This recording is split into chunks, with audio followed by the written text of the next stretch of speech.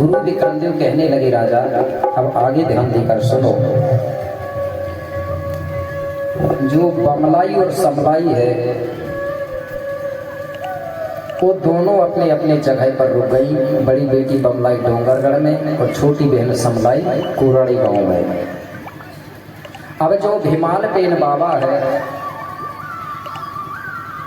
वो गिरोलागढ़ भी नहीं गया, वो लांजीगढ़ भी नहीं आया। वो ये गोंडवाना भुइया में भ्रमण करने लगा। हर गांव में जा जाके ठाना बाना बनाने लगा।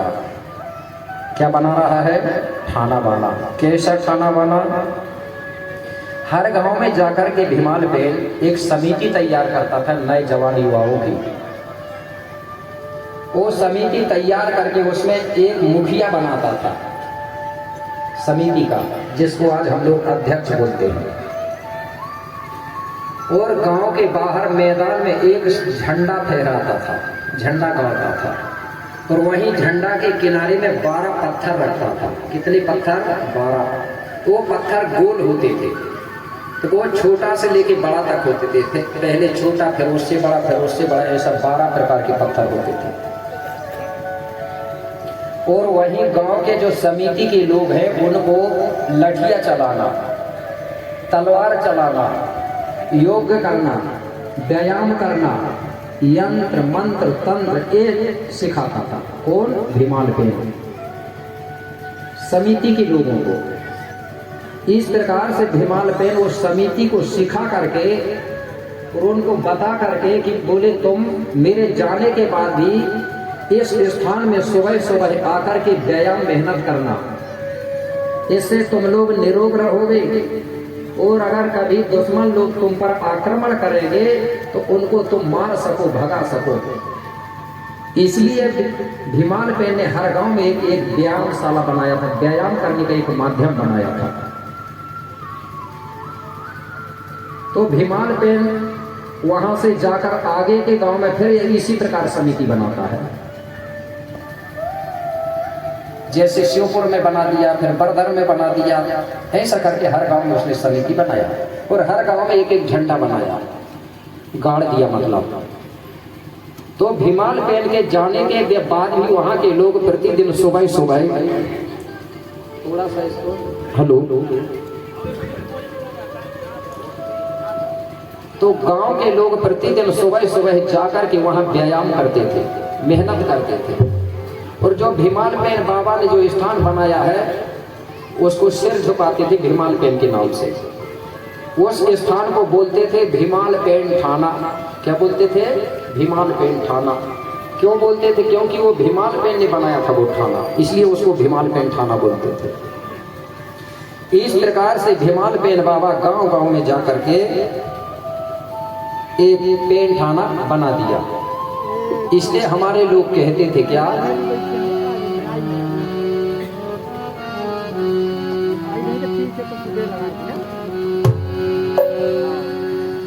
भीमाले बनाए रहो ठाना, भीमाले बनाए रहो ठाना, कि गाँव गाँव घूम घूम के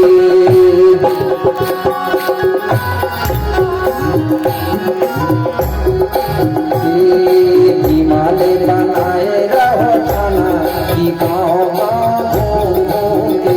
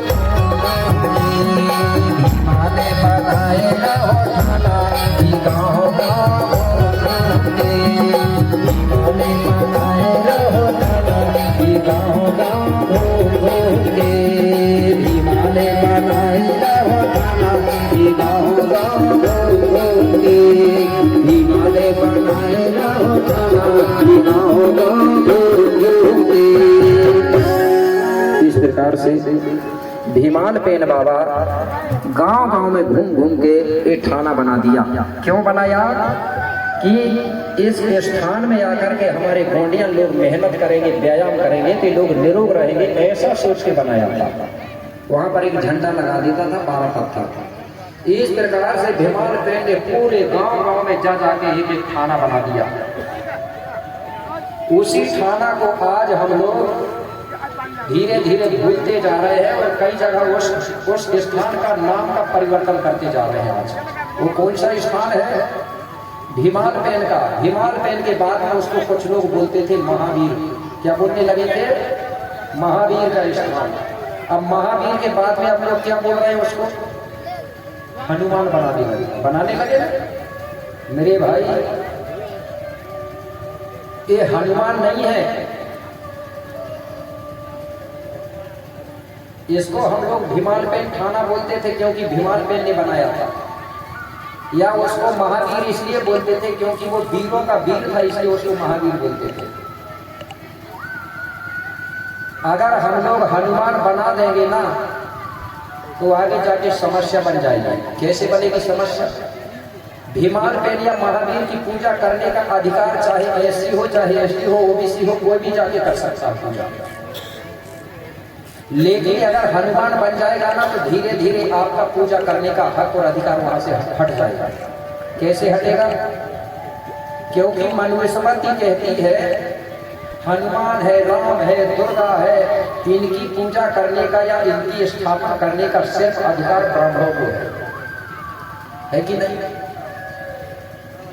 ये समस्या होगी कि नहीं होगी? अभी तो खैर चल जाएगा, लेकिन बाद में लोग कहेंगे ना ये हमारा भगवान है, हमारा देवता है, इसकी पूजा हम करेंगे। तो इस प्रकार से अगर महावीर हनुमान बन जाएगा, हनुमान बनेगा तो वहां मंदिर बनेगा। क्या बनेगा? मंदिर। और मंदिर बनेगा तो वहां पुजारी कौन बैठेगा? ब्राह्मण बैठेगा कि नहीं बैठेगा? तो फिर तुम लोग क्या करोगे? सिर्फ पूजा पाठ करोगे, चढ़ो तुम दाम तक क्या करते रहोगे। इसलिए हमारा जो पुराना स्थान है उसको उसी नाम से रहने दो, उसको परिवर्तन करने की कोशिश मत करो, इससे हमारी संस्कृति खत्म हो जाएगी। तो भीमाल पेन बाबा आया नहीं,